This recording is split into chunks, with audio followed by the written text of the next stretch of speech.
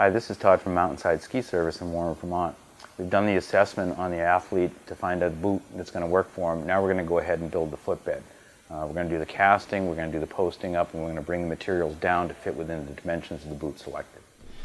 What we're going to try and do is address that arch issue being a spring, and the evolution that produced, let me see your foot for a sec, that produced this arch to act as a spring when you're laden.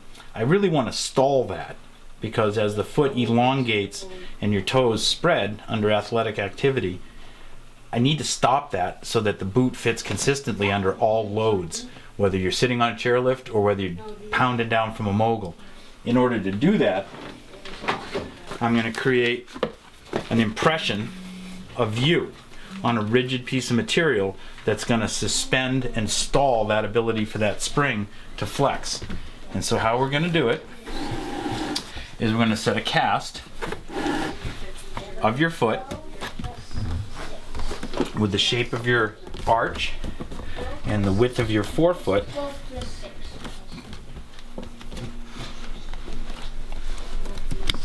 And we're going to use a thermoplastic blank. I'll show you one that's not been heated. A thermoplastic blank that I'm going to heat up, slip under your foot, put your foot back, and we're going to make a reverse impression of your foot unladen. So here I have a cooked up blank. It's nice and flexible. And then go ahead and pull your foot right up out of here. And I'm going to set this blank right back in here. And this is going to become your footbed. Wow. So this material here will be shaped down to the size of your ski boot. And you just stay put. And I'm just going to pack the material in around you. And then because of your muscle out here, I'm going to remove the material so it doesn't cup up in any way. I'm just going to leave you sit for a sec and let it cool. And that'll begin the process of making a footbed. Once the blank is cooled, I'll then post it on the material to give you a nice stable platform underneath, because it'll be rounded and cupped.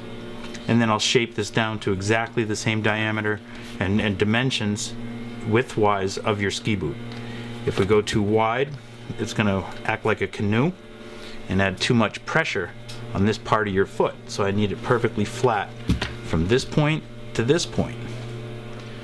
A couple things going to come of that. One is we're going to suspend the spring action of your foot, and the second is I'm going to give you a leverage bar on the ski between these 2 points. And that constant flexing, reverse cambering your foot can really make it tired. By stopping that, many folks find that their feet no longer are tired, and just overall comfort in the boot is cranked up. Ski boots are different than every other boot that you put on. It is a fixed foot sport, which means that I'm looking to suspend all the evolution of forefoot expansion and that arch being a spring. As you get active on your feet, this is what your arch does.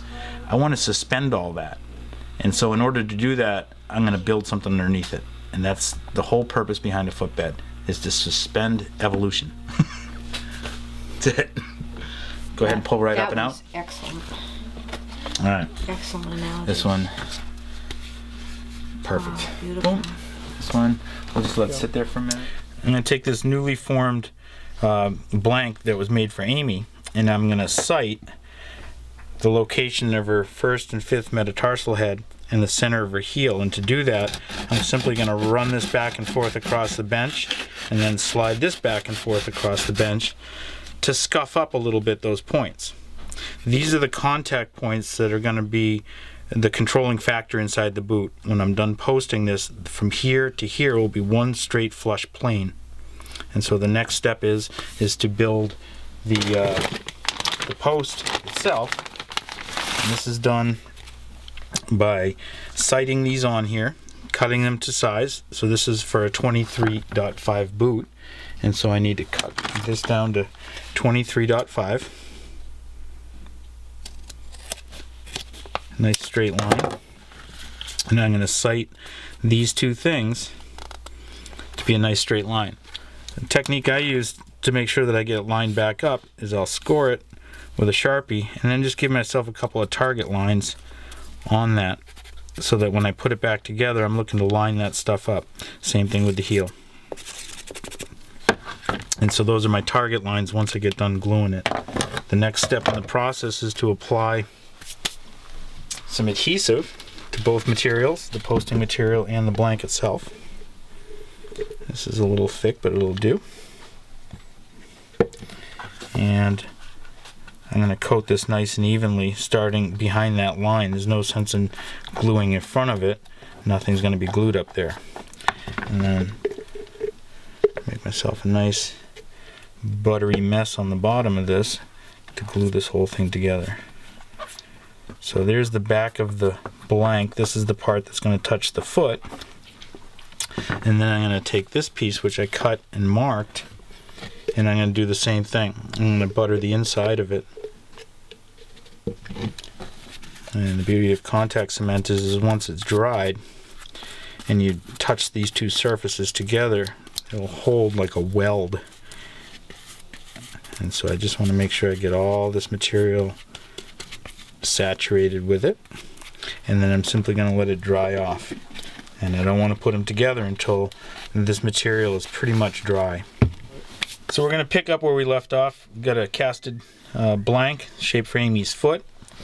We've trimmed down the posting material. We've marked where we're going to lay it up, and now I'm going to use these two target marks to just line up the bow of this thing, and then I'm going to sight the heel over this hole. And now I'm just going to adhere this posting material to the blank all the way around and make sure we're making good contact all the way through, down through the center, all through the arch, and across this forefoot between the first and fifth metatarsal head. Anywhere where I feel like I can't get a good bound, I'm just going to put a little bit of pressure on it and roll it right out. So once I have that done, let's just remove this excess. And this is the general shape of the now posted blank. The next step in our process is to remove all the material that is too big to fit in Amy's boot. And we'll show you the method I use to score and size these things. So the next part of this is to take this obviously larger than the interior of this boot and bring it down to size. In order to do that, I'm going to remove the bladder, and I'm going to remove the factory footbed that comes in it. And you can see that there's very little, if any, arch to that. Considerable difference when we're done. But this is the dimension that I'm looking to shape. So I'm going to set this down, and I'm going to take everything away, including that line, and this will bring it down dimensionally to what the inside of that boot is going to accommodate. So this is just the first rough in. The final fitting will come when I set this trim down into the inner boot and make sure it doesn't exceed the boundaries of the inner boot. As you can see, right now it clearly does. My next step in the process is going to be to grind down all this extra material, including this scribe line, to fit the inner dimension of the boot. Once I've got that done, I'm going to go ahead and sight and shape my plane from first to fifth metatarsal head and heel, so that all that's one plane.